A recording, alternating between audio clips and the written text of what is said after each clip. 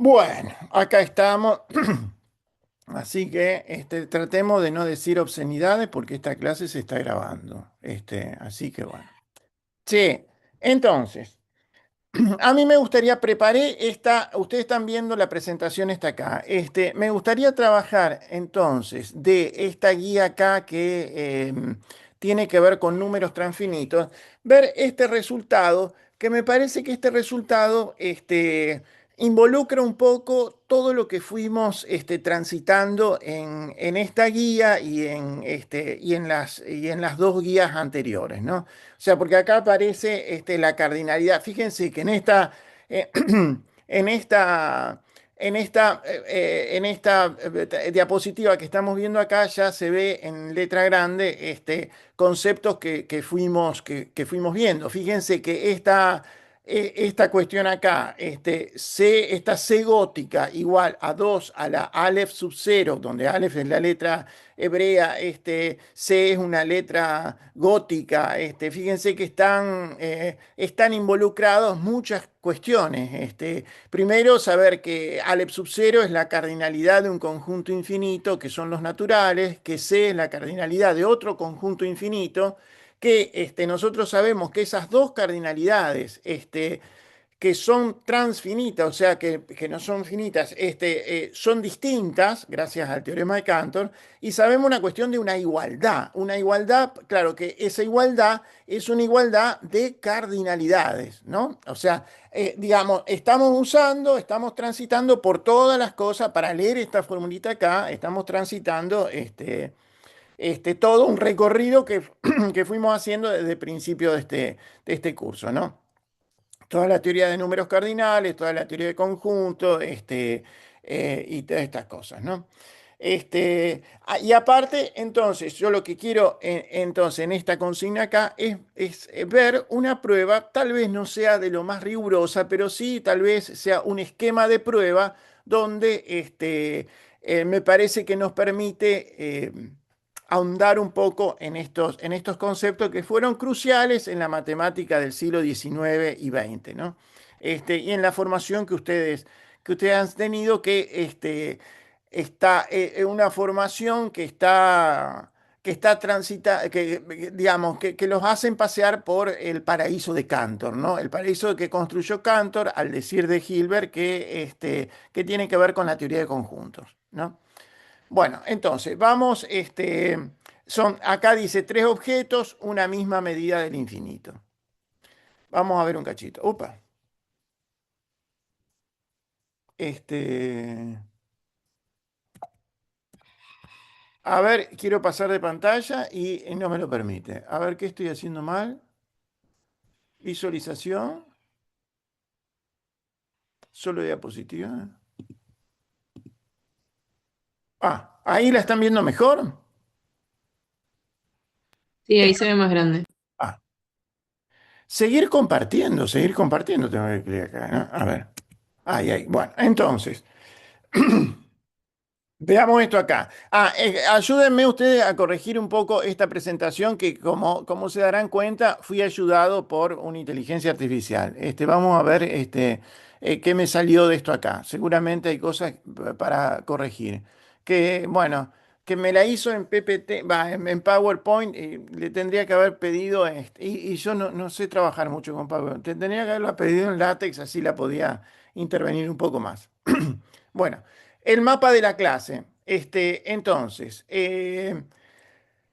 ¿cuánto vale C? Acá ve, por ejemplo, no logré poner la C, que es la C gótica, sería esa ahí. Entonces, ¿cuánto vale la cardinalidad del continuo? Entonces, nosotros ya sabemos que R no es numerable, pero ¿cuánto más grande es? O sea, eso lo tenemos, me parece que está en la primera consigna de esta cosa que tiene que ver con la diagonal de Cantor y tiene que ver con este videíto que les voy a pasar de Archimedes Tube, donde vieron que nosotros usamos, digamos, está bueno que sepamos cómo es el método de diagonal para probar que probó esa desigualdad entre R y N, ¿no?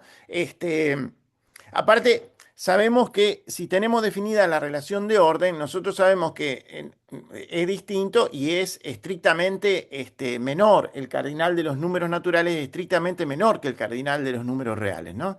Este, porque hay una inclusión de los naturales, digamos, se puede hacer hay una función inyectiva, ¿no? Que va de los naturales a los reales, por eso sabemos que es estrictamente menor, ¿no? Este, eh, pero cuánto más grande es, ¿no? Entonces, eso es lo que vamos a tratar de explorar un poco en este ejercicio acá. ¿Y cómo se prueba? Y entonces, acá vamos a hacer un puente, ¿no?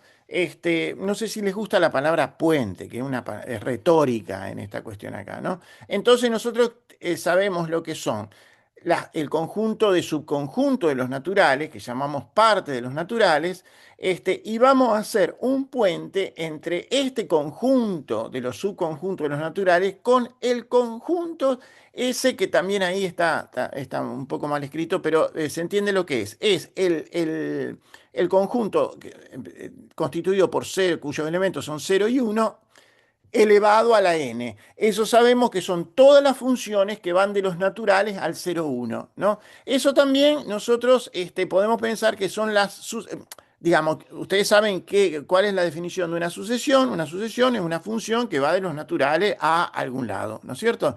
En este caso, ese conjunto de llegada es el 0 y el 1. Por lo tanto, podemos decir que son sucesiones diádicas, ¿de acuerdo? Sucesiones que están constituidas por ceros y unos, ¿no?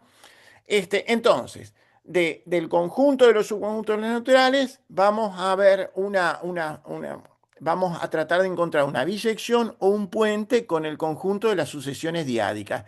Y además vamos a tratar de encontrar un puente entre el conjunto de las sucesiones diádicas y el intervalo de números reales entre el 0 y el 1, incluido el 0 y excluido el 1. ¿De acuerdo? Y nosotros ya sabemos, esto ya lo sabemos, que hay un puente cuando digo puente, también estoy queriendo decir una bisección, ¿no? Entre el conjunto del intervalo 0,1 y los reales. ¿De acuerdo? Entonces, en esos puentes, algunos ya los conocemos, vamos a construir la prueba. Este, Después vamos a ver qué pasa después porque entonces con eso vamos a probar que hay una biyección entre la pantalla, lo que dije la pantalla anterior, entre el cardinal del continuo y el cardinal del conjunto de los subconjuntos de números naturales, ¿no es cierto? Pero entonces, después, ¿qué pasa esto acá? Bueno, yo sé que hay un menor estricto, pero entre medio hay algo y eso es la hipótesis del continuo, y vamos a ver que eso ya para los que fueron el otro día, creo que ya lo mencionaron, no sé si Miguel o Corrado, pero que hay el tema de la independencia de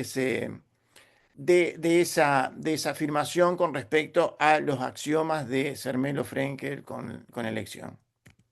¿Estamos? ¿Nos animamos al viaje? Cada tanto díganme si están despiertos, si están ahí. Sí, Ah, acá pero por estamos. ahí se me corta la cosa. Bueno, esto, bueno, ya vieron que yo me repito mucho, pero a veces la repetición tiene tiene algún beneficio. Entonces, ya sabemos que el infinito fue siempre en la cultura occidental de tradición griega, ¿no? Fue siempre un concepto muy importante, y no solo importante, sino que perturbó las mentes de los mejores pensadores de Occidente. Tal vez también los de Oriente, pero no conozco mucho de eso ahí, ¿no? Pero entonces, hay una fuerte influencia aristotélica respecto de esto acá, y Aristóteles, del siglo IV antes de Cristo, decía que el infinito solo se podía concebir potencialmente, ¿Qué quiere decir esto? La diferencia entre potencial y actual es algo que a los filósofos les gusta mucho este, considerar esta diferencia acá, ¿no? Entonces, una cuestión potencial es que el proceso de uno, dos, tres, ya Aristóteles se daba cuenta que esto había algo raro, nunca terminaba eso acá, ¿no? Eso ahí. Este, hay, si quieren hasta pensar la palabra infinito, la etimología de infinito, ¿no? Pero entonces, existe esa sucesión, ese nunca llegar al final, pero la totalidad ya, ya dada en los infinitos números, no. O sea, pero no se podía concebir una unidad que pueda ser, digamos, que esa pluralidad se pueda concebir como una unidad con esa esencia de lo infinito. No sé si lo dije bien, pero va por ahí la cuestión. Es más, Galileo sabemos que es una figura muy importante, el antecesor directo de Newton, ¿no? En 1638, él cuando piensa esto acá, porque todos se daban cuenta, ¿no? Bueno, Galileo lo explicitó mucho, esto que hay una relación, hay tantos pares como naturales. Galileo ya se dio cuenta de eso, porque él se dio cuenta que podía hacer una bisección, o hacer corresponder al uno el 2 al 2 el 4 al 3 el 6 o sea que podía haber una correspondencia biunívoca, no lo decían esas palabras, no estaba el concepto de función, no estaba, pero él se daba cuenta de eso ahí, que entonces, y podía decir entonces que había tantos pares como números naturales, ¿no? Pero la conclusión de Galileo fue que, la relación de mayor, ¿no? El orden, ¿no? Los atributos de mayor, menor, igual, no se aplican a los infinitos, ¿no? Ambos conjuntos eran infinitos en el sentido aristotélico, pero no se podía decir eso ahí. Pero entonces estaba ya esa contradicción que ya una afirmación de Aristóteles, también muy arraigada en la cultura de Occidente, ¿no? Es que el todo es mayor que las partes. O sea, esa cuestión de mayor, esa relación de orden, ¿no? Este, estaba totalmente fijada o que era, digamos, es un principio básico del entendimiento humano, que el todo es mayor de las partes. Fíjense que en estas concepciones de concebir el infinito como unidad, ¿no? Eso no es válido, ¿no? Fíjense que esto en física, vieron que cada tanto aparecen teorías nuevas que nos sacan de, digamos, la concepción de espacio y tiempo newtoniana y la concepción de espacio y tiempo de Einstein es totalmente revolucionaria, ¿no? Acá también está pasando ese tipo de cosas, ¿no? Bueno, entonces, ¿cómo es la cuestión? Cantor en 1874, para que nos ubiquemos, dio el primer salto en esta, o sea, sale el primer salto del charco, ¿no? De la, iba a decir comodidad aristotélica, pero no es ninguna comodidad, pero digamos, al contrario, es capaz, empezó, digamos, tuvo el atrevimiento de enfrentar a esta cuestión que es el infinito, ¿no? Entonces, el salto que rompe con la ortodoxia aristotélica, ¿no? En 1873, Cantor le escribe a Dedekind. Acuérdense que a mí me gustaría que al finalizar de este curso, aunque sea tan accidentado este curso acá, le queden algunos nombres como los próceres de este curso y de la matemática en total, ¿no? Cantor le escribe a Dedekind, fíjense que Cantor y Dedekind, dos nombres que tenemos que recordar después de este curso, eh, se carteaban entre ellos. Hay libros en castellano muy lindos, creo que ya se los nombré, Ferreiros, ustedes saben que Oscar estuvo trabajando con Ferreiros, me parece que fue el siglo pasado. Oscar tuvo una pasantía en la cátedra me parece que era de Historia de la Matemática, no me acuerdo qué universidad. Pregúntenle a él alguna vez esto acá. Él lo conoció a Ferreirós y trabajó con él cuando estuvo en esa experiencia en España. Ferreiros es un historiador de la matemática que es una maravilla. Ha escrito unos libritos y ha traducido y ha escrito unos libritos maravillosos, ¿no? Digamos, hay un librito de él donde está la correspondencia de Dedekind, que es un lujo de leer, ¿no? Y entonces, en esa correspondencia, en 1873, dice, ¿se puede establecer una correspondencia uno a uno entre los naturales y los reales? Esto es, digamos, es la inquietud que tiene que después va a ser la famosa prueba diagonal, ¿no? Y el 7 de diciembre de 1873 encuentra la prueba que no se puede, ¿no? Y en 1874 publica el resultado en la revista SI, ¿no? Por primera vez en la historia hay distintos infinitos. Me acuerdo tu sorpresa, Estefanía. ¿Te acordás tu sorpresa de una de las primeras clases? ¿Hay distintos infinitos? No sé si ahora te estás acostumbrando a esta idea, si la estás aceptando. Sí, me cuesta un poco de imaginarlo porque es como difícil de ver, digamos, que la cardinalidad de los naturales es diferente a la de los reales, o como yo te planteaba esa cuestión de que cuando hablamos de biyección entre conjuntos que decimos que tienen la misma cardinalidad, ¿cómo hacíamos con los infinitos? Bueno, eso todavía me está costando Bueno, de asimilar. che, te aplaudo de que te cueste, porque mira, a la cultura, a las mejores mentes de más de 2 milenios, les costó mucho eso ahí y fue un debate muy importante. Así que transitalo con orgullo, esa cuestión ahí de que te cueste, porque en fin, le costó a la humanidad, al pensamiento humano, aceptar esta idea que ahora, viste, la consideramos como parte esencial de nuestra formación cultural, pero no fue nada cosa. Pero entonces, fíjate que esta fue la fecha donde presenta a la comunidad científica Cantor esta cuestión acá, que hay muchos que les pareció horrenda esta idea acá, ¿no? Entonces, Cantor en 1891 el argumento de la diagonal. Pero digamos, digamos este curso, lo señalo esto acá porque no solo tiene riqueza esta cuestión para la situación esta de que este, la concepción de número y de conjunto numérico se está cuajando, sino que es también un estilo de prueba, estilo, método, o como lo quieren llamar, digamos, cómo se prueban las cosas en matemática es parte de lo que este curso quiere hacer reflexionar de epistemología de la matemática, ¿no? La prueba diagonal es una de estas ideas que es fundamental en la matemática contemporánea. No, digamos, no, voy a sacar esa palabra. En la matemática del siglo XIX, en este salto que se da en esta revolución de la matemática del siglo XIX, ¿no? Y entonces la idea de la diagonal. Construyo un número, un nuevo número y elegí, bueno, y a ver si está bien escrita esta idea acá. O sea, yo voy a hacer una lista de los números entre 0 y 1, de todos los reales entre 0 y 1, y construyo un número y eligiendo en su enésima cifra decimal una distinta que la enésima cifra de xn. Creo que está bien escrito, ¿verdad? Ustedes me dicen si hay algún error.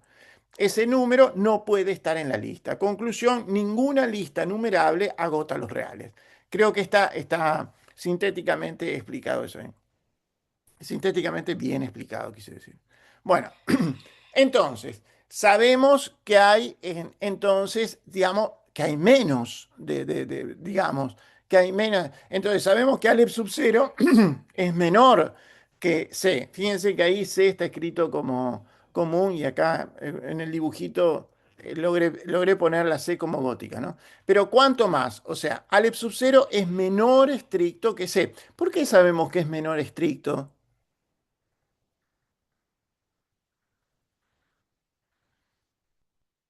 Porque uno de los dos tiene más elementos. Ah, bueno. Sí, bueno, pero para un cachito. Pero entre los pares y los naturales, entre los pares y los naturales, yo podría decir que los naturales tienen más elementos que los números pares, ¿no es cierto? Pero de ahí, concluiría mal que hay más números naturales que números pares. no sé si, si soy explícito en lo que quiero decir. O sea, decir que hay, Claro, ¿me explico? En claro, cambio, yo pensando en que ahí la definición, o sea, que a todo natural lo multiplico por 2 y obtengo un par, ahí veo como que hay la misma cantidad de elementos. claro, porque A ahí, pesar de que me pareciera que no, pero sí. exacto. Lo que pasa que acá, bueno, en eso vamos a transitar un poco por esto. Lo que pasa que acá hay, digamos, hay una inyección. Yo puedo decir que los números naturales, puedo encontrar fácilmente una función inyectiva que vaya de los naturales a los reales. A cada natural le va a corresponder un real. Digamos, lo que no puedo hacer es probar que sea sobreyectiva, ¿no? O sea que a todos los reales le haga corresponder un código. Pero bueno, pero tiene que ver con eso ahí. Pero entonces, sabemos que hay una relación de menor estricto con esto acá. Bueno, el teorema de Cantor, ¿no? Vamos a recordarlo. El teorema de Cantor, que también es una de las consignas de esta práctica, que la vimos la clase pasada, ¿no? Eso es de 1891, ¿no? Que para todo conjunto A, el cardinal de A es menor estricto que el cardinal del el conjunto de los subconjuntos de A, ¿no?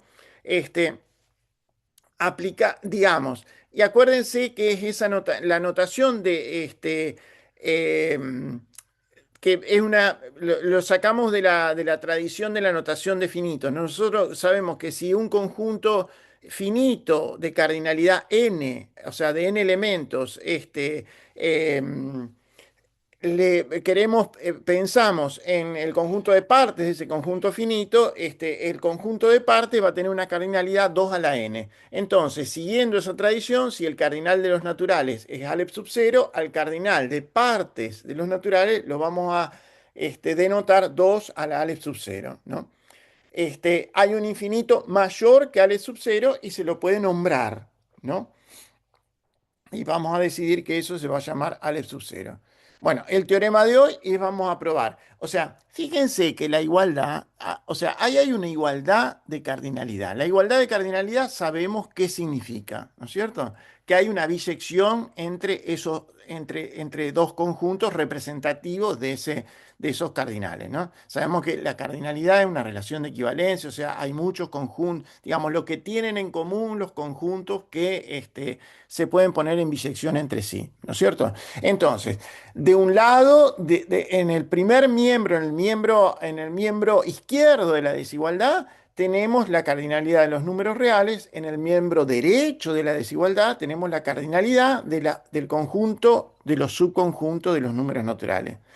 Entonces, que esto sea, que haya una bisección entre ellos no es nada natural, entonces tiene que ser probado, ¿no? El cardinal del continuo coincide con el conjunto de partes de los naturales. A partir de esto también, a mí me gustaría que ustedes también signifiquen por qué esto de que hasta el nombre de las materias que ustedes, matemática discreta, tiene que ver con conjuntos que son numerables, ¿no? Y el análisis, ¿no? El cálculo tiene que ver con conjuntos que tienen que ver con el continuo, que tienen otro tipo de cardinalidad. Fíjense que esa separación que hay entre entre los cursos que ustedes hacen, en realidad está fundamentada en este tipo de cosas, en cuando se pudo caracterizar bien cómo era la estructura de los números reales, ¿no? Del continuo, ¿no? Por eso también tiene que ver mucho los problemas de las inconsistencias a las que llevaba eh, la teoría newtoniana o leibniziana de el cálculo infinitesimal, ¿no? Porque no había una clara caracterización de los números reales. Pero bueno, eso va a ser un temita de cuando cursemos historia de la matemática. El cardinal del continuo coincide con el conjunto de partes de los naturales. Tres objetos aparentemente distintos, el continuo geométrico R, el espacio de sucesiones binarias y el conjunto de partes de n, lo que veníamos charlando, ¿no? Entonces, los puentes que hablamos antes. Tenemos el subconjunto de los naturales, el subconjunto de conjunto de los números naturales, Las sucesiones binarias, está feo escrito ahí. Fíjense que en la flechita arriba puse el signito ese de, ¿cuál era el signito ese ahí? ¿Se acuerdan?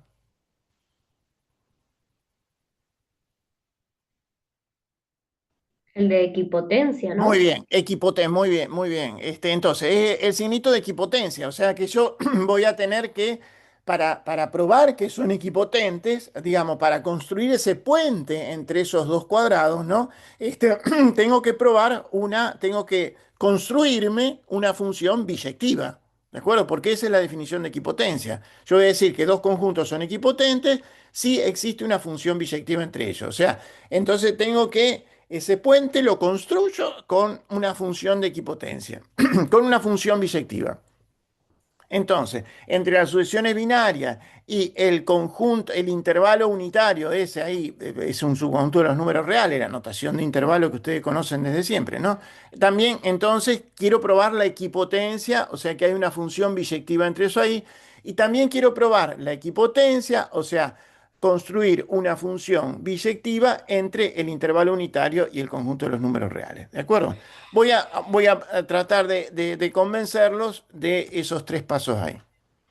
Entonces, esto es una función, la función característica, díganme, seguramente ustedes tienen familiaridad con cómo se define una función característica. El otro día, me parece que la usó, Miguel la usó, para no me acuerdo qué parte de la cuestión.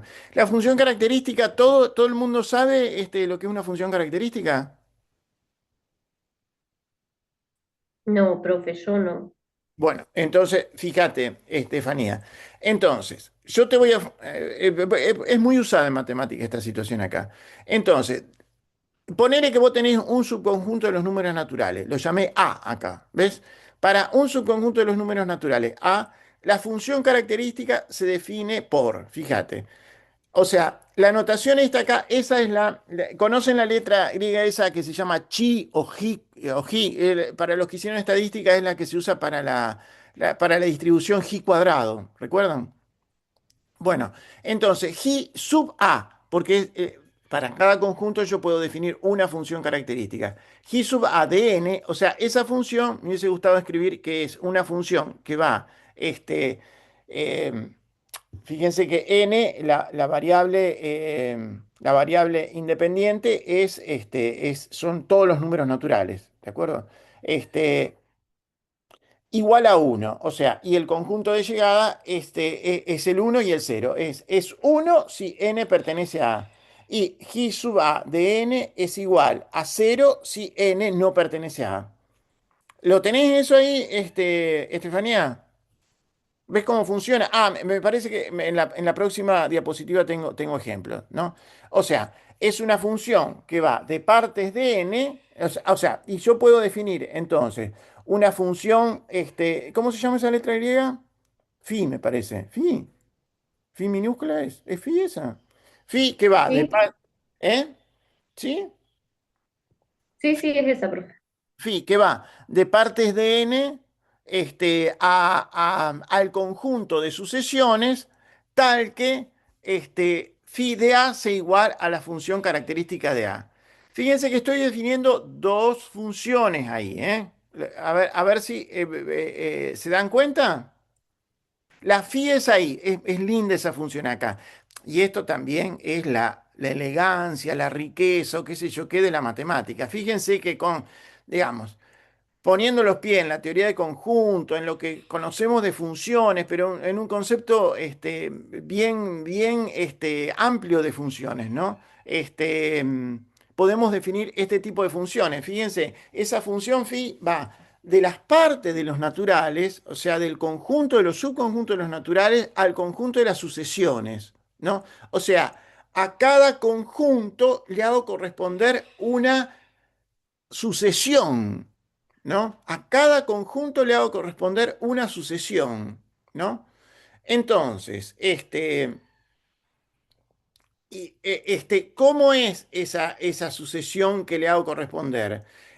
A cada conjunto le hago corresponder y es la función característica en A, ¿no? Es esa función ahí, porque en realidad esa función característica que definí en la parte esa que está celestita ahí, en realidad es una sucesión, fíjense, porque va de los naturales al 0,1. ¿Lo conté bien? ¿Lo dije bien o estoy confundiendo con las palabras?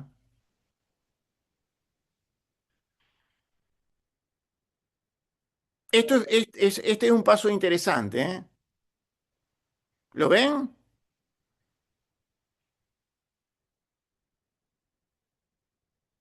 Yo creo que sí, estaba leyendo de nuevo, pero sí, lo entendí. Listo. Bueno, entonces, a ver, acá creo que hay algunos ejemplos. A ver. Vamos a suponer que la A sean los pares, 2, 4, 6, 8. A ver, ¿quién es la función esa característica de A? Digamos, perdón, y acá al 1, parece que acá los naturales lo pensé como que arrancan del 1, ¿no? ¿Al 1 pertenece a A? No, no pertenece a A. Entonces, ¿qué le hago corresponder? Le hago corresponder 0. ¿El 2 pertenece a A? Sí, pertenece a A. Entonces le hago corresponder el 1. ¿El 3 pertenece a A? No, le hago corresponder el 0. Entonces, fíjense que acá, entonces tengo, la sucesión, la función característica en A va a ser la sucesión 0, 1, 0, 1, 0, 1. ¿De acuerdo? A ver, si tengo los números primos, entonces, acá, ¿está bien escrito esto acá? Los primos. El 1 pertenece a, no, entonces le va a corresponder el 0. El 2 el 1 no lo consideramos primo, ¿no? Entonces, el 2, uy, esto está bien. El 2 pertenece, bueno, no sé si está bien esto acá, fíjense. Está el, Es raro, capaz en este sí lo toma como que empieza de cero, porque sí, fíjate que hay dos consecutivos que serían el 2, el 3, sí, tenés el razón. cero es el 4, el 5 es el 1. Sí, No entonces, se me bueno, ocurre. corríjanlo, eso capaz es un error que cometí acá. Sí, bueno, corríjanlo. Pero bueno, al vacío, ¿qué le hago corresponder? O sea, vacío sabemos que es un subconjunto de A, o sea, está en partes de A, le tengo que hacer corresponder algo. Le hago corresponder las sucesiones ahí. A los naturales le hago corresponder todos los unos. ¿De acuerdo? ¿Cómo funciona la función característica? Entonces, ahora tengo que, digamos, ¿cómo es la cuestión acá? Acuérdense, el puente, el primer puente que estamos construyendo, ¿dónde está? Está el puente que estamos construyendo es este acá, entre las partes de n y el conjunto de sucesiones, ¿no? Entonces tengo que probar que hay una inyectividad y que hay una sobresectividad. Vamos a ver si los convenzo. La inyectividad, ¿no? O sea, vamos a tomar dos conjuntos de dos subconjuntos de n, A y B, ¿no? Que sean distintos. O sea, inyectividad, ¿se acuerdan que agarro dos cosas distintas y tengo que llegar a dos cosas distintas, ¿no? Entonces, si los conjuntos A y B son distintos, quiere decir, acéptenme esto acá, que existe un número natural en uno y no en el otro. O sea, ¿qué tiene que pasar? Que exista un n sub 0 de n, tal que n sub 0 pertenece a A y n sub 0 no pertenece a B, o existe, o n sub 0 pertenece a B y n sub 0 no pertenece a A. ¿Estamos todos de acuerdo? Eso, sabiendo teoría de conjunto, eso es así, ¿de acuerdo? Si es distinto, se expresa de esa manera. Digamos, en cualquiera de los dos casos, fíjense que ese n sub 0, si yo le aplico la función característica al conjunto A, en n sub 0 va a ser distinto que la función característica de B de n sub 0. ¿Quieren pensarlo un ratito eso ahí? ¿Les gusta cómo está escrito? Y sí, porque si estaba a ser cero, dijimos, y si en el otro no estaba a ser uno, o viceversa, digamos. Lo dijiste perfecto. Entonces, justamente, las funciones son distintas. Entonces, la función phi que iba de, acuérdense, que a cada conjunto de su conjunto de n le hago corresponder una sucesión, que la sucesión es phi, la función característica en A, va a ser distinto que la función phi de. Entonces, acuérdense que la inyectividad de phi estoy pensando, ¿de acuerdo? Entonces, fíjense que con eso probé la inyectividad de esa función. Acuérdense que estamos trabajando, la phi está acá, ¿no? O sea, la phi es la que va desde partes de n al conjunto de sucesiones, ¿no? Entonces tenemos la inyectividad. La sobreyectividad. A ver, ¿qué tenemos que agarrar nosotros? Tenemos que agarrar una sucesión de números naturales y probar que siempre existe una preimagen de eso ahí, ¿no? O sea, y en la digamos, en el dominio de esa función phi, ¿qué tenemos? Tenemos las partes de n. Bueno, construyamos. Esta es constructiva esta demostración, ¿no? Construyamos ese conjunto de tal manera que nosotros sepamos que la imagen va a ser cualquier sucesión que yo tenga del conjunto de llegada, ¿no? Entonces, ¿cómo lo construimos? Como los n pertenecientes a n, tal que la sucesión tenga un 1 ahí. ¿Me explico? Es lindo esto acá. ¿Lo vemos? Entonces, claro, por construcción, nosotros sabemos que la función característica en ese conjunto ahí va a ser igual a la sucesión esa que elegí, llamémosla f. Es decir, la phi de A va a ser igual a f. Entonces es sobreyectiva. ¿Les gusta la idea? ¿Está bien escrita esta? Por un lado, ver si... O sea, hago dos Profe, yo preguntas. me perdí en la definición del subconjunto A. Es cualquiera. Perdón, acá. Dale. Entonces, vos tomás una F, o sea, vamos a tomar. Uy, yo no soy capaz de señalar. Acordate cómo es la phi acá abajo. Definimos, phi va de partes de A al conjunto de sucesiones. ¿De acuerdo? Entonces yo tengo una sucesión. Fíjate, en la sobresectividad vos tenés que agarrar un elemento del conjunto de llegada, ¿no es cierto? Entonces agarrar una sucesión, ¿no? Y definió esa sucesión que tiene cero, es una lista de ceros y uno. Vamos a ver acá. Ponele que la sucesión sea, acá, en el primer ejemplo, la sucesión sea 0, 1, 0, 1, 0, 1. Entonces, ¿cómo voy a construir el número A, el conjunto A? Y bueno, si los pares arrancan de 1, ¿no? Entonces, al 1 no lo pongo porque la sucesión arranca en cero. Al 2 sí lo pongo porque el segundo elemento de la sucesión es uno. ¿De acuerdo? Entonces, el conjunto que vas a construir es el A, el que tenés a la parte izquierda de la pantalla. El A lo armo como 2, 4, 6, 8. Entonces, después le aplico a la función phi. ¿Qué era la función phi? La función phi era hacerle corresponder al conjunto A la función característica de A. Pero la función característica de A, ¿qué hace? Le pone 0 si el elemento no pertenece a A y le pone 1 si el elemento pertenece a A. Entonces la función phi me queda esa ahí. ¿Lo dije bien? Sí, sí, sí, se entendió, profe. Dale. Bueno, entonces. Perdón. Los convencí del primer puente, convencidos de que hay una bisección entre el conjunto de partes de A y el conjunto de las sucesiones. Los convencí. Ahora vamos al segundo puente. El conjunto de las sucesiones binarias con el intervalo unitario. Vamos a ver qué podemos hacer.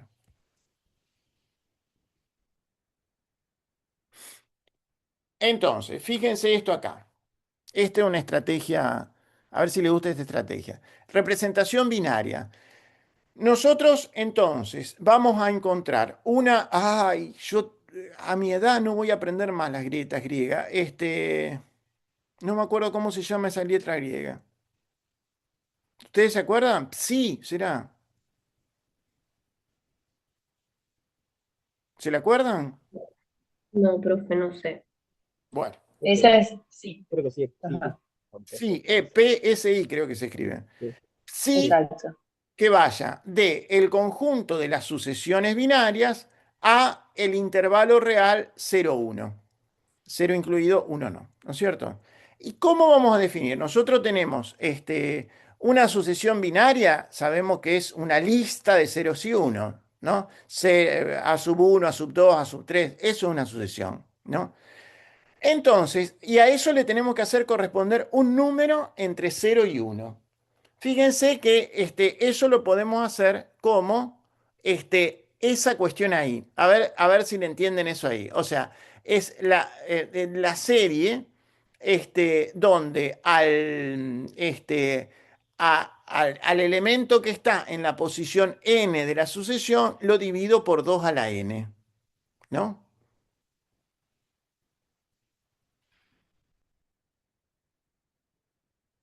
¿Ustedes me creen que entonces eso va a ser igual a la lectura en clave binaria? La podemos escribir como psi de, entonces, una sucesión a sub 1 a sub 2 a la n es igual a 0, a sub 1 a sub 2 a sub 3 en base 2.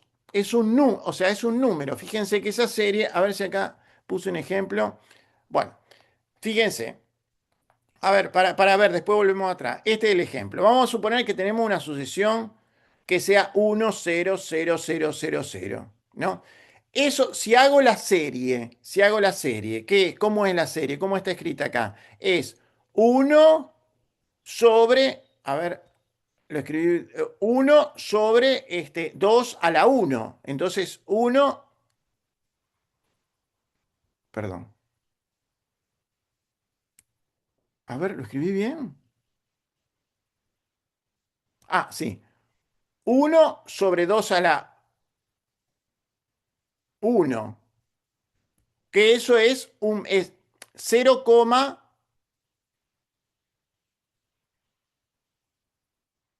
pero exacto, es un medio, ¿de acuerdo? Uy, para el otro lado. Fíjense, si tengo el número, que la sucesión que es 0,101010, ¿eso qué es? Lo puedo escribir como 0,010101, pero eso lo puedo escribir como, a ver, ¿cómo me queda? Uy, ¿cómo me queda la serie? 1/2 hagan este ejercicio ustedes. 1/2 más 0/4 más 1/8,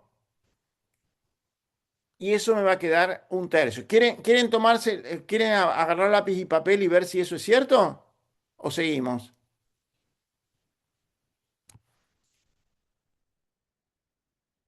Claro, me estaba costando verlo, recién que dijiste un par de términos, más o menos lo entendí. De acuerdo, entonces fíjense, después, bueno, yo le voy a compartir esa presentación, pero después lo ven ustedes acá. La idea es sencilla. Fíjense, claramente, digamos, yo tengo que ir, digamos, los números reales entre el 0 y 1 los puedo escribir, digamos, en base binaria, o los puedo escribir en base 10, ¿de acuerdo? Entonces, ahí lo que estoy haciendo en la traducción esa de la serie, esa sobre 2 a la n, es escribirlo de manera binaria, de manera decimal al número. ¿Me explico? O sea, yo estoy en realidad, como dice ahí, es la lectura en clave binaria, ¿no? O sea, estoy viendo que los números entre 0 y 1 yo lo puedo escribir en binario, y en binario no son más que una sucesión eh, binaria. O sea, son listas de ceros y unos. ¿Me explico? Bueno. Después lo ven un cachito de esto, pero, porque es una idea muy fácil esta acá, ¿eh? Es una idea muy fácil. Lo que pasa es que tenemos que em,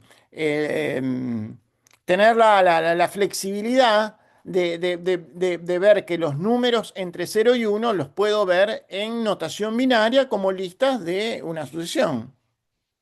¿De acuerdo? Entonces, pero hay un detalle delicado, que esto capaz lo vieron alguna vez en alguna matemática discreta o qué sé yo qué, que los números no tienen una representación única. Y como acá esto es, como yo quiero hablar de la inyectividad me interesa que distintas representaciones vayan a distintas cosas.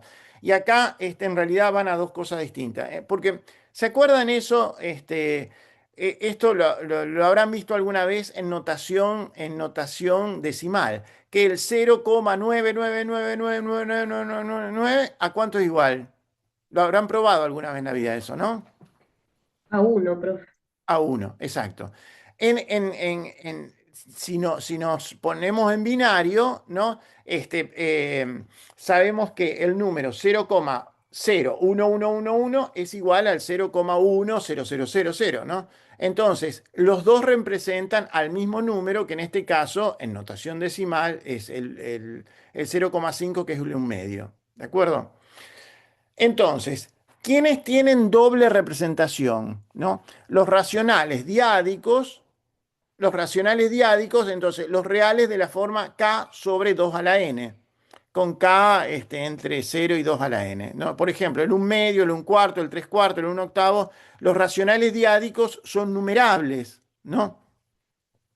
Entonces, bueno, acá, pero acá puedo pensar en lo siguiente, ¿no?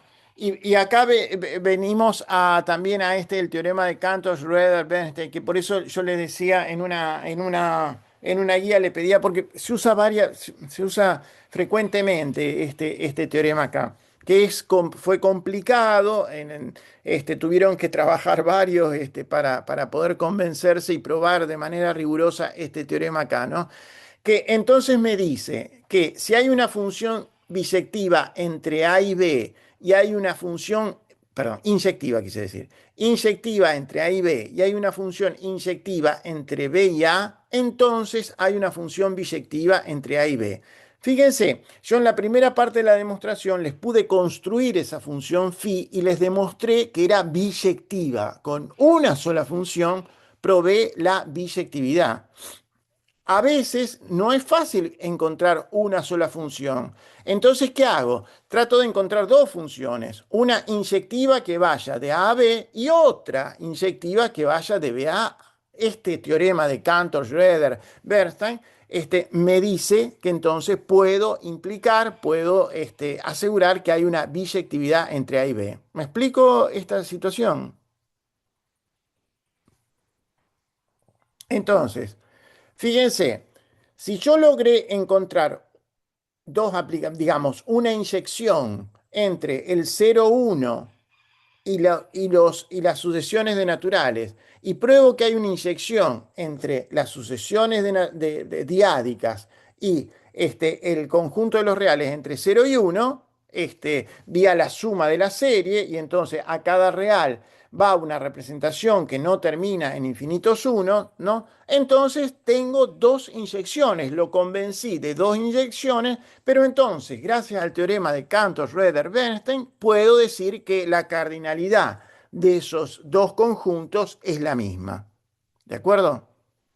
¿Me siguieron el hilo? Está simpática esta prueba acá, porque aparte tengo que usar el teorema SI. Y entonces acá, digamos, la equipotencia la pruebo vía dos funciones inyectivas entre los conjuntos que quiero probar la igualdad de cardinales. Entonces, a ver si lo fui convenciendo. Vamos a los puentes que tengo que hacer. Construí el primer puente, todo de acuerdo. Construí el segundo puente. Me falta ahora, este es el más fácil, que ya lo tenemos hecho en el ejercicio A. Me falta construir el puente que hay entre el 0,1 y los reales. Ese puente lo tengo, ese es fácil. Estaba en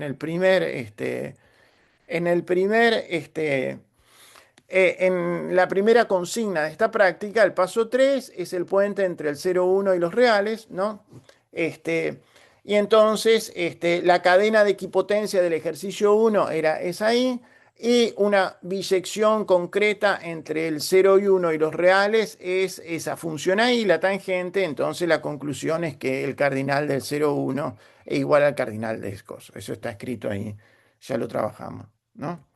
Entonces, a ver, nosotros con esas bisecciones que acabamos de mostrar, pudimos decir que el cardinal de los reales es el cardinal del conjunto el 0,1 de los números reales. Ese conjunto 0,1 de los números reales es el cardinal de las sucesiones binarias. Y ese cardinal es el conjunto de las partes de n. Entonces, con eso podemos decir que el cardinal, digamos, en el extremo izquierdo de esa cadena de igualdades, tenemos el cardinal de los reales, que lo representamos con una C gótica, ¿no? La cardinalidad del continuo. Y en el extremo derecho de esa cadena de igualdades tenemos el cardinal de los subconjuntos de los números naturales, que habíamos decidido que lo íbamos a representar como 2 a la Aleph sub 0, ¿no? Este, digamos, tenemos tres objetos distintos. ¿Cuáles son los objetos? Digamos, por un lado los números reales, por un lado los números naturales, por otro lado el conjunto de los subconjuntos de los números naturales, ¿no? Pero esos tres objetos, ¿no? Que los podemos, que los podemos pensar, los podemos abstraer como que son objetos en su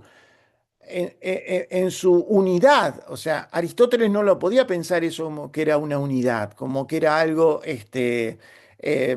actual, ¿no? Nosotros ahora sí, a partir del siglo XIX, lo podemos pensar como que es algo, una unidad. Esas tres unidades tienen la misma cardinalidad.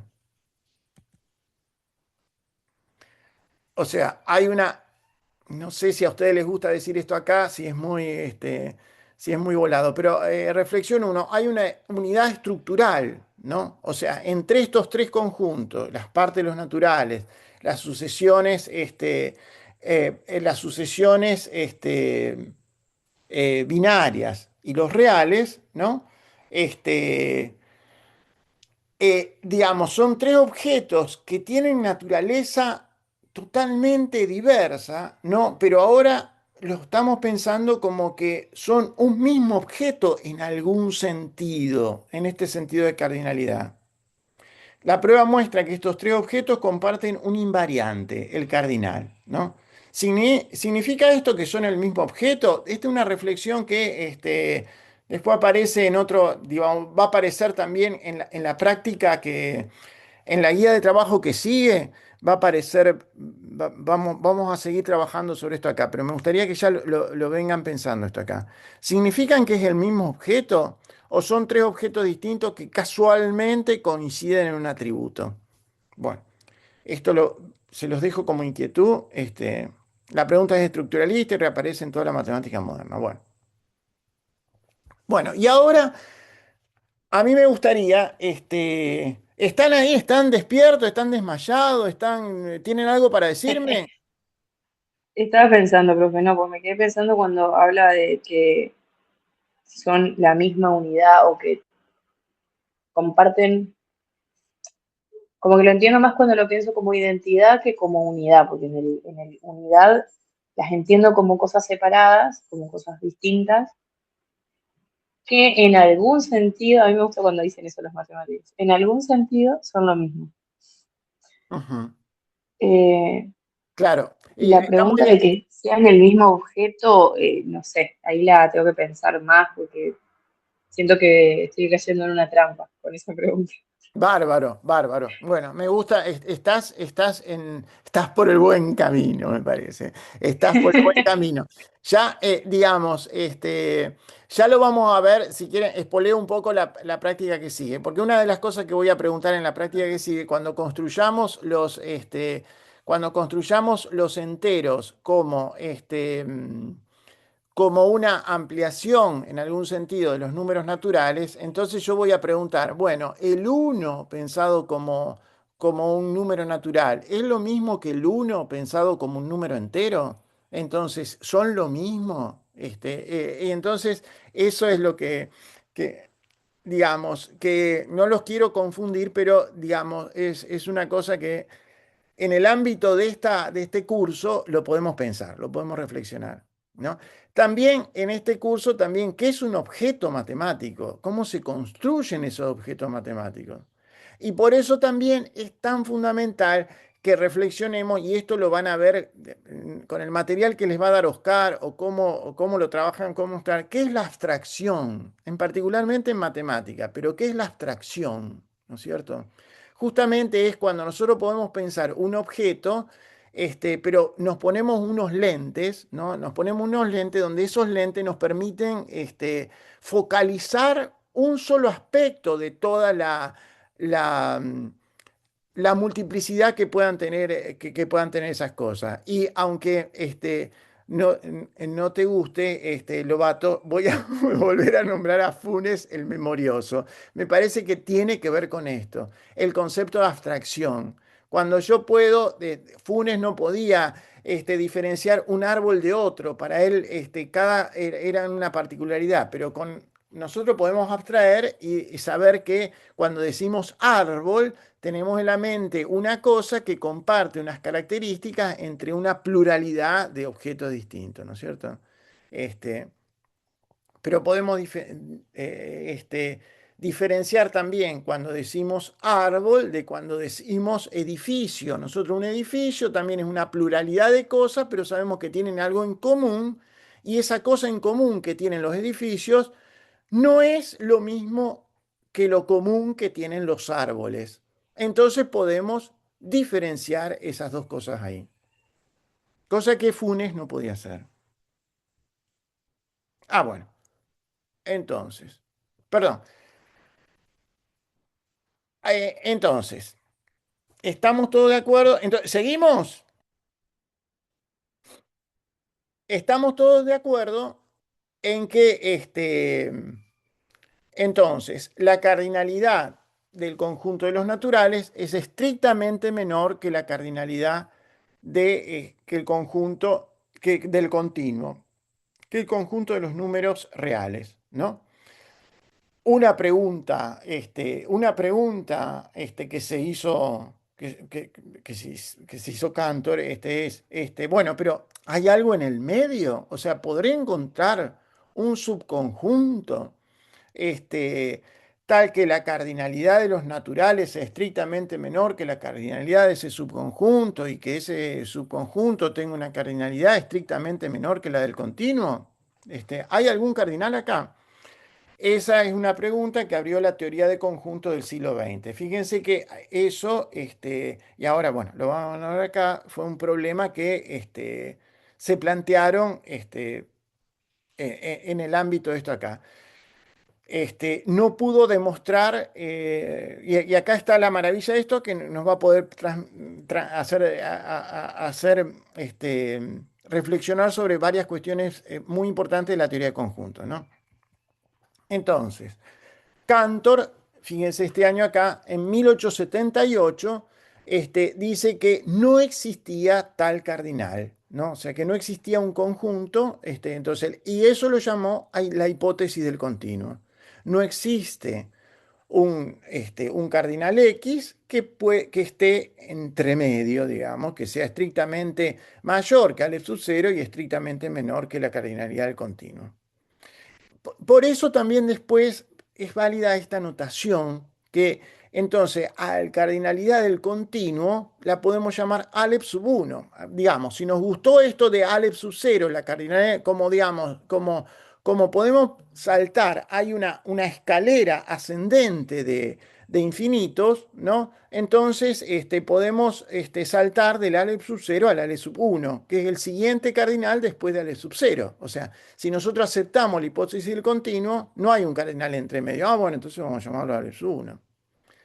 Entonces, fíjense, Cantor pasó décadas intentando demostrarla sin éxito. La obsesión lo afectó, bueno, no sé si fuera esta es la causa principal, pero lo internaron en una clínica psiquiátrica varias veces. Tenía problemas, digamos, el pobre Cantor, un poco por transitar en estas ideas, es muy interesante leer una biografía de Cantor, eh, porque realmente tenía estas ideas que al mismo lo perturbaron totalmente. Acuérdense que tenía que estaba luchando contra una tradición milenaria, ¿no?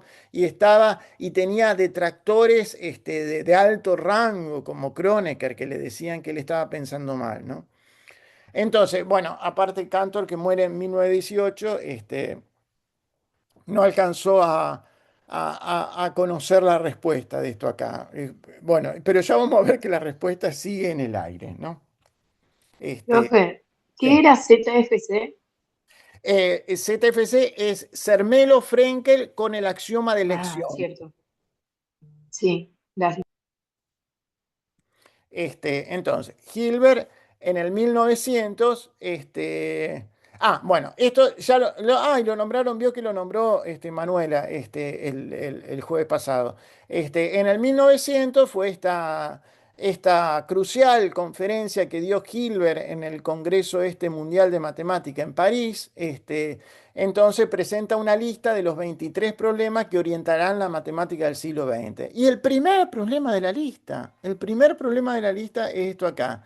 Él propone a la comunidad de matemáticos del mundo este, que hay que demostrar la hipótesis del continuo de Cantor, ¿no? Esto, para aquellos que les guste un poco la filosofía, les quiero contar una cosa. O sea, yo vieron que para mí es un héroe Cantor, pero también tenemos que pensar que no es el primero que se le ocurrió este tipo de cosas. En general nunca pasa en la historia si uno empieza a buscar precursores de las ideas, ¿no? Este, uno, uno se da cuenta que hay pocos casos donde una idea sea tan original, ¿no? En general hay tradiciones atrás. Acá una de las tradiciones que podemos encontrar es Leibniz, el mismo Leibniz que infinitesimal, ¿no? El que inventó las notaciones de integral, el que inventó la notación del diferencial y todo eso ahí, ¿no? Leibniz tenía un proyecto que era este, un proyecto de que la correcta manera de razonar iba a ser formalizar todo y crear un lenguaje que no sea para nada ambiguo y que entonces discutir algo, se reduzca a calcular en un sistema totalmente formalizado y totalmente sintáctico. Esto para los que escucharon el otro día la charla de Manuela, se habló mucho de sintaxis y de semántica, ¿no? Liberar todo tipo de razonamiento del contenido, sino que pensar solamente en la estructura que tiene eso ahí, ¿no? Ese era un proyecto ya leibniziano, de varios siglos antes de estos trabajos de Cantor, ¿no? Este, bueno, y esa frase, Hilbert no podía imaginar lo que vendría 30 años después. Acuérdense que es 1900 y que en 1931 publica Gödel el teorema de incompletitud, que vamos a ver si llegamos en este curso a discutir un poco de eso ahí, que ya los que fueron el jueves a esos dos encuentros de, de Manuela, Miguel y Corrado, algo ya percibieron. ¿De acuerdo? Bueno. Fíjense, el mismo Gödel, pero ahora no lo voy a nombrar por el teorema de incompletitud. El mismo Gödel, en 1940. ¿Sabemos lo que es la consistencia? Yo le hablé lo que es la consistencia. ¿Recuerdan? Creo que ya lo transitamos en este curso. El jueves hablo de consistencia. Che, qué frío que hace. Me había sacado la campera, estoy tiritando de frío.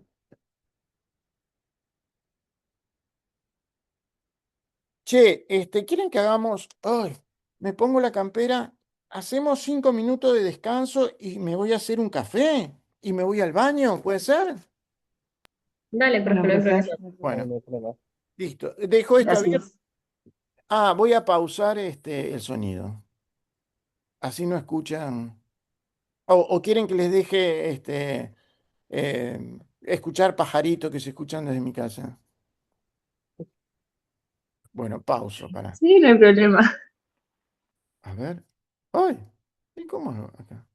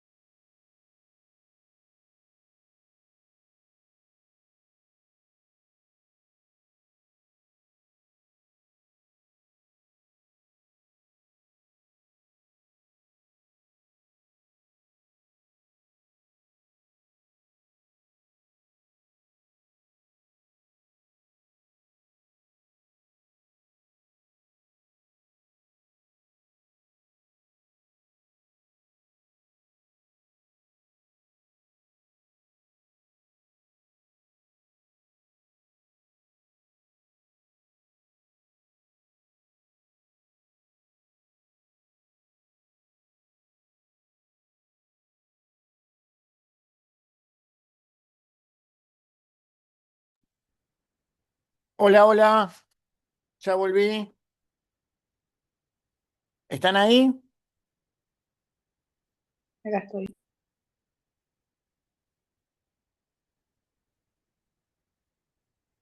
Che, qué frío que hace, ¿eh? Uy,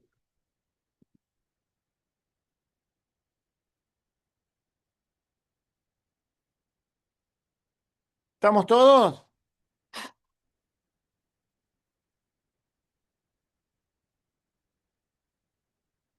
¿Sigo?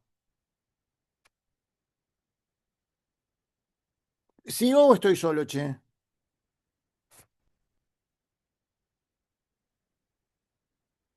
Yo estoy acá, profe. Bueno.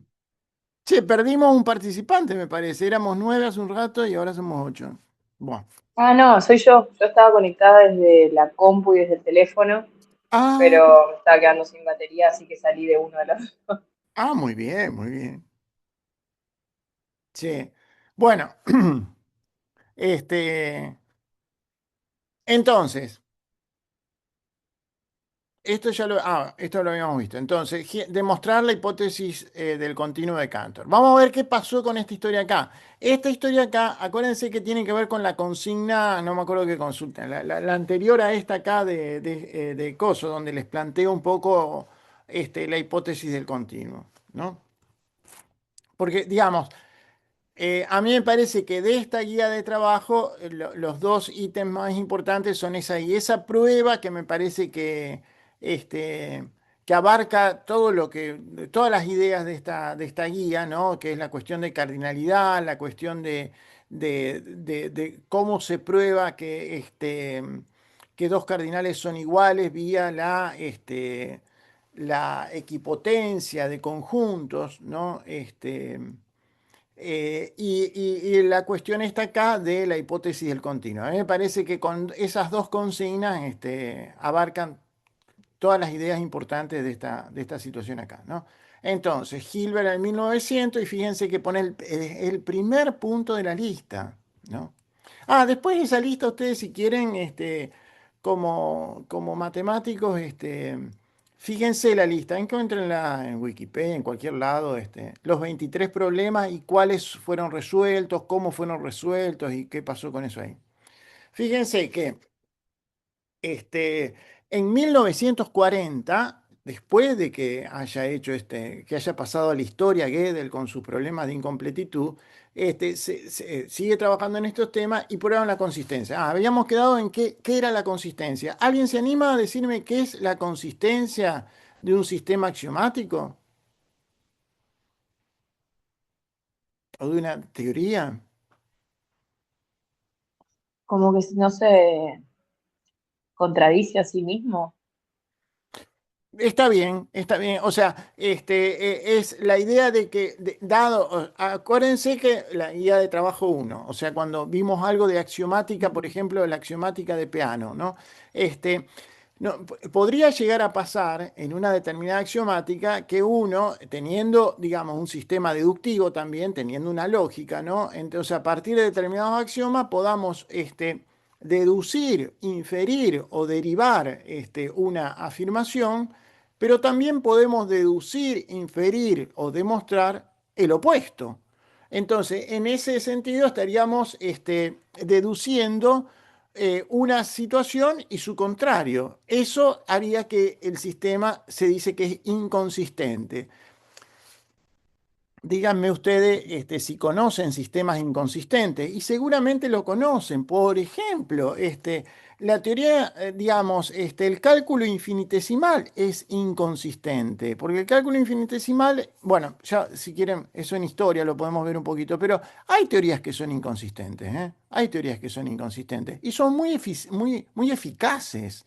O sea, a veces uno le pide consistencia a una teoría. Bueno, no está mal que sea consistente una teoría, pero por ahí conocemos cuestiones, teorías inconsistentes que son altamente efectivas, ¿no? Pero bueno, este, entonces, una cosa que probó Gödel en 1940 es lo siguiente. A ver, esto tenemos que entenderlo un poco y nos metemos en el universo de propiedades de sistemas axiomáticos, ¿no? Que es que ahí van a ver, digamos, si ustedes leen el artículo que mandó de Torretti, Oscar Vallejos, ese que es, ¿cómo se llama el último artículo que mandó? Eh, Axiomática, creo que se llama, o algo así. ¿Lo recuerdan? Creo que lo mandó en el grupo él, ¿no? Bueno, El método axiomático. De la abstracción, ¿no? ¿cómo? No, el método axiomático, El pero método axiomático, exacto, el método axiomático de Torretti. Ahí, si ustedes ven, van a ver esto acá, van a ver que él habla de consistencia. Acuérdense que yo le dije que es un artículo que da por sabida muchas cosas, ¿eh? O sea, ojo cuando lean ese artículo. Pero entonces ahí este tipo de cosas va a aparecer. Entonces, a ver si entendemos lo que probó Gödel en 1940, que sí, Zermelo Frenkel con el axioma de consistencia, o sea, la axiomática de teoría de conjunto está hablando, ¿no? Si esa teoría es consistente, pero esto es un condicional. Entonces, yo pondría coma, entonces, Zermelo Frenkel con el axioma de elección más la hipótesis del continuo también lo es. O sea, fíjense que habla de la consistencia. Entonces digo que si a mí la teoría de Zermelo Frenkel con axioma de elección no me llega a ninguna contradicción, ponerle, porque digamos, yo no sé si probar, yo no sé si la hipótesis del continuo es verdadera o falsa. Bueno, si no lo sé, la puedo poner como axioma. Si la pongo como axioma, ¿me lleva a una inconsistencia? Bueno, si fuese falsa, tal vez, digamos, lo de verdadero o falso es difícil de decir acá, pero fíjense que no estoy probando que es verdadero o falsa, pero digo que si yo la pongo como axioma, la hipótesis del continuo, entonces va a ser consistente, no voy a tener ninguna contradicción. Como que esto le está dando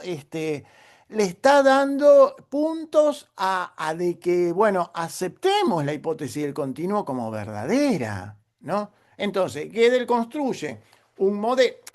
Esto también es difícil de entender. Fíjense que, pero ahora, después de escuchar el jueves la presentación de Manuela y Coso, me da un poco menos de vergüenza presentar sin meterme tanto en Coso. Porque, digamos, Manuela decía lo que era un modelo. Nunca Manuela el otro día explicitó que era un modelo y que era una interpretación. Fíjense que habló mucho de qué es una interpretación, qué es un modelo en una teoría axiomática. Cuando lean un poco el artículo de Torretti, capaz se acercan un poco a eso, aunque tampoco lo explicita mucho. Después, si quieren en consulta o investiguen por su cuenta, qué es un modelo o qué es una interpretación. Bueno, pero Gödel puede construir un modelo de Zermelo-Frenkel, ¿no? En el que la hipótesis del continuo es verdadera. Por eso probó entonces que era consistente también, ¿no es cierto? Entonces, ¿cómo puedo escribir eso ahí?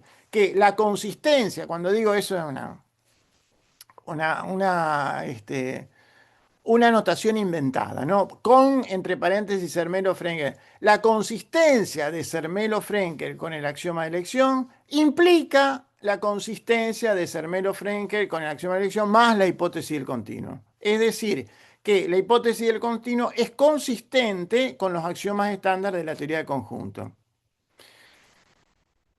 Gödel decía, bueno, pero falta la otra mitad. ¿Cuál es la otra mitad? Recién, miren, 1963, Cohen, en 1963, prueba la independencia, ¿no? La independencia de un axioma es que ese axioma no se puede deducir de los otros axiomas que están en la teoría, ¿de acuerdo? También eso. Independencia y consistencia son propiedades de los sistemas axiomáticos, algo que deberían estar trabajando no tengo una práctica explícita de eso ahí. Eso en general lo trabajan con Oscar y en el apunte, en el artículo ese de Torretti, hace de eso ahí. Eso van a tener que hacer el trabajo entonces ustedes solo de transitar por esos conceptos, ¿no? Independencia y consistencia, ¿qué quiere decir en un sistema axiomático? Entonces, lo que prueba Cohen en 1963 es que Zermelo-Frenkel con elección, si a eso le agrego, hay ese signito que usé, es la negación de la hipótesis de continuo. Es decir, no es cierto que no exista un cardinal entre el cardinalidad de los naturales y la cardinalidad del continuo, ¿no? Si yo digo Zermelo-Frenkel, también es consistente, demuestra él ahí. O sea que no se llega a contradicciones. O sea que si yo armo un sistema axiomático con todas las cosas que considero de conjunto de Zermelo-Frenkel, qué sé yo qué, bueno. Y esa técnica, Cohen inventa una técnica nueva, así como tenemos eso de diagonalización, que es una técnica nueva de demostración, ¿no? Y se llama forcing. Y construye un modelo de Zermelo-Frenkel en que la hipótesis del continuo es falsa, ¿no? Entonces, présteme atención, por favor. En esa conferencia, que es de una hora, que le voy a dar, de este matemático donde presenta la hipótesis del continuo, que les decía al principio de la clase, eh, más o menos le hace un esbozo de esta prueba de Cohen. Para aquellos valientes que quieran meterse en eso ahí, pueden escuchar esta charla acá. Que a nivel de comunicación en ciencia, no es una clase rigurosa, ¿no? Pero pueden adentrarse en esta cuestión acá, ¿de acuerdo? Eso se lo voy a compartir entonces. Háganme acordar si no lo hago. Entonces, con estas cuestiones acá, yo logro poder decir que la hipótesis del continuo es independiente del axioma, de los axiomas de la teoría de conjunto de Zermelo-Fraenkel con elección, ¿no? O sea que en el marco de la axiomática de teoría de conjuntos más estandarizada que se conoce, no se, ni se puede demostrar ni se puede refutar. O sea, no tiene una respuesta dentro del sistema. Bueno, esto es parte esencial que nosotros, digamos, en este curso de epistemología de la matemática, sepamos entender esta cuestión acá, porque esta cuestión, aparte, hace para entender, digamos, ver la matemática desde un punto de vista más allá de lo técnico de la matemática, ¿no? Ver cómo es la estructura de la matemática, ¿no? Bueno, ¿qué hacemos con la independencia? Hay tres respuestas filosóficas, y todas que, digamos, tienen alguna. El formalismo, podría decir que la hipótesis del continuo es indecidible, ¿no? O sea, la pregunta queda clausurada, no lo podemos decidir. La hipótesis del continuo no es ni verdadera ni falsa, es una proposición sin valor de verdad determinado. El platonismo, donde los objetos forman parte son una realidad de un universo abstracto, ¿no? La hipótesis del continuo tiene un valor de verdad objetivo en la realidad matemática. Este, o sea, dice que la teoría axiomática que conocemos estándar, ¿no? De Zermelo-Fraenkel, es solo una axiomatización parcial. Gödel se lo puede entroncar dentro de esta tradición platonista, ¿no? Y hay otra manera de pensar esta cuestión de las matemáticas que podemos llamar pluralismo, ¿no? De que hay muchos universos, hay distintos universos matemáticos. En algunos la hipótesis del continuo vale, en otros no. Este, eh, digamos, y contestar que sí, la hipótesis del continuo es verdadera, no es absoluta. Si ustedes escuchan esta conferencia que les voy a referir, va a hablar de esto acá, de un mismo matemático en una etapa de la vida piensa que es verdadera, en otra etapa de la vida piensa que es falsa, y entonces no sé ahora qué estará pensando este matemático ilustre, ¿no? Che, entonces, a ver qué podemos ir concluyendo acá. El aporte epistemológico. ¿Qué nos dice toda esta historia sobre la matemática? Bueno, en todo caso, estas dos transferencias, léanlas ustedes, porque son para que reflexionen un poco. Este, entonces, yo quisiera que el próximo encuentro, que, a ver, quiero que lo discutamos entre todos, a ver cuándo puede ser, ¿no? Para la próxima, las lecturas y reflexiones de la guía de trabajo, entonces, esta que es la 3 el bloque 5 completo, la prueba que vimos hoy. Este, eh, eh, bueno. Entonces, a mí me gustaría que si nos encontramos de nuevo y hay un espacio para que reflexionemos de todas estas cosas acá, me gustaría antes que vean esos 3 materiales de video que les quiero mandar y en todo caso hagan una reflexión de qué implicancias tiene esta cosa acá. Ah, bueno, y quiero empezar con la guía de trabajo práctico 4 que es la construcción genética de los enteros y los racionales, que esa se las mandé ya, se las mandé, ¿no es cierto? Sí. Me parece que no, profe, que no la mandaste. Ah, ¿no la mandé? Bueno. Entonces la voy a mandar, y la voy a Claro, subir dijiste que la también. tenés lista, pero no la subiste todavía. Bueno. Entonces se las voy a mandar. Esa también está escrita de esta manera acá donde no le doy los ejercicios crudos, sino que los contextualizo un poco para que no sea tan árida la lectura de esa cosa ahí. Este, bueno, este, dejo de compartir esto acá. ¿Sabes qué? Hoy. Dejar de compartir acá. Pero me cuesta. ¿Será que tengo los dedos fríos y que no, el mouse no me... No puedo. ¿Se dan cuenta ustedes que no puedo llegar a ese rojo ahí? Ahí, dejé de compartir. Ahí, dejar de compartir. Ahora sí. Bueno,